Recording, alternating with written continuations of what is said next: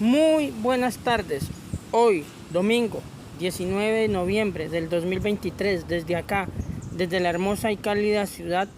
capital del departamento del Meta, principal ciudad de la Orinoquia colombiana y sobre todo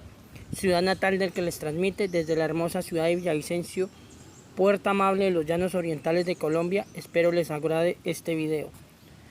Primero contaré que este personaje es oficialmente reconocido en la historia oficial de los Estados Unidos de América, de los United States of America, y es más,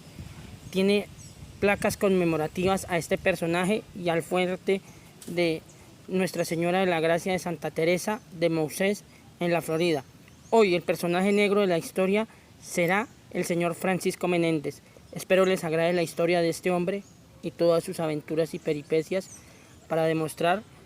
que el Imperio Español fue el primer imperio inclusivo del mundo. Primero debo decir que el señor Francisco Menéndez se cree que nació muy cerca al río Gambia, en la actual Gambia, en África Occidental, donde capturado apenas a los 11 o 12 años de edad, en 1702, llegaría a las colonias británicas o a las 13 colonias británicas, especialmente a Carolina del Sur, donde en la parte oriental de los Estados Unidos sería esclavo de los británicos, y aprovechando la ley de 1685 de don Carlos II, conocido como el hechizado, que tengo mis dudas del cuento del hechizado, es fundamental entender que este hombre en 1685 declara que todos los negros que se escapen de las colonias holandesas, inglesas y francesas y que logren llegar de cualquier forma a la Florida española serán liberados. Este hombre, Francisco Menéndez, utilizará esta ley y en 1711 llegará a la Florida española, que daba apertura a los negros para conseguir habitantes para la Florida debido al clima tropical, a los pantanos, a los famosos caimanes y cocodrilos de los Everglades, y además también por las condiciones climáticas y topográficas de la Florida. La Florida no era un lugar amable ni querido por casi ninguno de los conquistadores.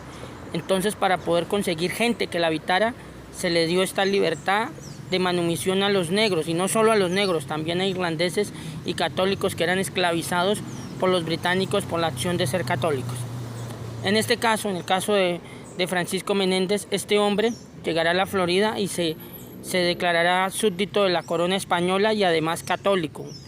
Declarará que gastará toda su sangre, su sudor y su vida por combatir la herejía del protestantismo y que dará su vida y su honra a la corona española. Después del cambio de corona entre los Habsburgo a los Borbón, precisamente los Borbón, a pesar de que eran clásicos franceses, tuvieron que respetar las leyes estipuladas por la corona Habsburga antes de su salida y antes de la caída del último rey Habsburgo, don Carlos II, el último rey Habsburgo, el rey hechizado. Después de esto, Francisco Menéndez participará en la Guerra del Asiento o la Oreja de Jenkins, que se produce precisamente en la Florida, cuando un guardacosta español llamado Diego de León Fandiño captura un barco esclavista inglés tripulado por Sir Robert Jenkins, contrabandista y esclavista inglés, y encuentra el guardacostas español, le corta la oreja al inglés y se declara la guerra por esta oreja. Además, los ingleses atacarán en 1741 la fortificada ciudad de Cartagena de Indias y a la vez los pobladores de las 13 colonias de la Florida, destruyendo el Real Fuerte de Gracia de Nuestra Señora de Santa Teresa de Moisés, donde los negros junto a los indígenas seminolas huirán hasta la ciudad de San Agustín, y en una gran recuperación del jefe Yamala junto a Francisco Menéndez recuperarán la Florida española y echarán a los británicos nuevamente a sus tierras.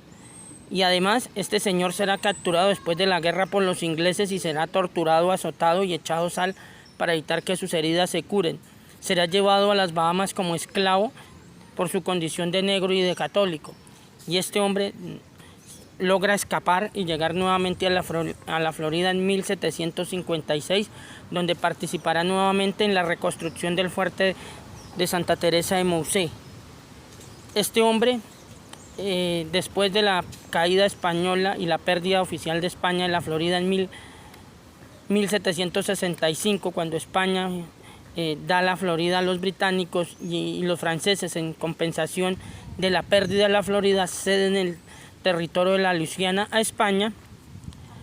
Este hombre se niega a irse a la Luisiana por el sistema esclavista que tenía la Luisiana francesa. A pesar de que pasaba a ser español, la gente era gente realmente racista, y este hombre decide irse a Cuba, donde tendrán muy cerca a La Habana un lugar donde irán los negros que participaron voluntariamente en las expediciones y en los fuertes españoles. Además, Francisco Menéndez será fundamental en la historia de los Estados Unidos, porque este hombre es recordado incluso hoy en día en la población y en el estado de la Florida. Es más, las leyes de Estados Unidos lo han propuesto varias veces para ser el personaje oficial del estado de la Florida, pero las leyes abolicionistas de la esclavitud de Abraham Lincoln lo prohibieron porque hubo una abolición, pero hubo una segregación racial que terminaría solo con la presidencia del único presidente católico en la historia de los Estados Unidos, el señor John F. Kennedy. También debo decir que en este proceso se debe entender cómo son las cosas. España liberaba y daba estos derechos a los negros para que estos negros se asentaran en la Florida como ciudadanos libres junto a los indígenas seminolas, para que ayudaran a la construcción y fuertes. Y esto también patrocinaba y fomentaba el mestizaje entre negros, indígenas y blancos que vivían dentro del estado de lo que hoy comprende la Florida. Estos derechos ganados por los indígenas y negros serían perdidos en el siglo XIX, cuando los españoles, ya después de la caída del Imperio Español, toman la decisión de vender la Florida y Oregon a los United States of America, y estos negros que quedaron junto a muchos indígenas decidieron huir definitivamente a España para nunca más regresar a sus tierras. Pero muchos negros de los que se quedaron, y el recuerdo de ellos, aún ciudadanos negros estadounidenses que viven en la Florida, se visten con la bandera de las aspas de Borgoña, marchan sin saber español, en palabras españolas, y se visten con el fuerte de los indígenas, recordando que en este territorio fue el primer lugar en donde indios, negros y blancos gozaron de las mismas libertades y derechos, comprendiendo que estas libertades y derechos también tuvieron enemistades y cosas malas, pero que hubo realmente un edicto y una forma de vida muy incluyente, y que esta exclusividad que hoy se atañen los protestantes fue dada por la corona española en los más principios de los albores de su imperio, donde este imperio fue fundamental para comprender que los indígenas y negros eran parte de la sociedad hispana y eran parte de los españoles, entendiendo que esto no hacía a la sociedad española perfecta, casta y puro, pero sí mucho más noble de lo que se nos ha pintado, y sobre todo más inclusiva y sobre todo coherente con los hechos históricos producidos, pues estos negros, en el caso de Francisco Menéndez, incluso está enterrado ahorita en la Florida, sus restos descansan en la Florida, y esta imagen que ustedes miran fue tomada en el 2019 por los negros que aún se visten de españoles, hablan en español algunas palabras y recuerdan el paso maravilloso de España por este territorio, y que este fue el primer hecho donde los negros realmente fueron libres y tuvieron los mismos derechos y humanidad guiada por el Imperio Español. Debo decir que ya para finalizar, colocaré para el último domingo de este mes de noviembre a los negros que llegaron a ser caciques y señores de sus tierras, y que hoy en día en Ecuador son desconocidos, pues se cree que todos los negros fueron esclavos y nunca llegaron a los más altos cargos de la administración española, siendo esto falso. Y en esta imagen de estos negros que se conserva en el Museo del Prado en Madrid, explicaré por qué estos hombres aparecen acá y sobre todo por qué son parte de nuestra historia. Quiero decirles que para finalizar, ha sido para mí un gusto darle el benemérito que merecen estas poblaciones afrodescendientes, a las cuales les debemos tanto, de los cuales solo debemos estar agradecidos y reconocer su valor y su existencia, reconociendo que también, como todos, han tenido errores.